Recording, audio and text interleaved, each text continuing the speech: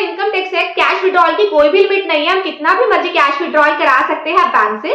लेकिन है section 194 and applicable होता है, अगर हम एक लिमिट से ज्यादा कैश विड्रॉल करा लेते हैं तो उस केस में जो बैंक है वो टीडीएस डिडक्ट करता है आपके कैश विड्रॉल पे।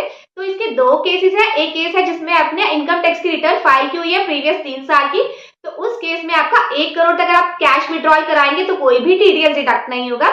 लेकिन अगर आप 1 करोड़ से ज्यादा कैश विड्रॉल कराएंगे तो आपका 2% टीडीएस डिडक्ट होगा। दूसरा वाला केस है, अगर आपने प्रीवियस 3 साल की इनकम टैक्स की रिटर्न नहीं फाइल की तो उस केस में 20 लाख तक कोई भी टीडीएस डिडक्ट नहीं होगा। 20 लाख से लेकर 1 करोड़ तक अगर आप कैश विड्रॉल कराते हैं तो आपका 2% टीडीएस डिडक्ट होगा, और अगर मोर देन 1 करोड़ कराते हैं तो उस केस में आपका 5% टीडीएस डिडक्ट होने वाला है। तो जो ये लिमिट है वो पूरे फाइनेंशियल ईयर की चेक की जाएगी, इसका रिफंड क्लेम कर सकते हैं इनकम टैक्स की रिटर्न में।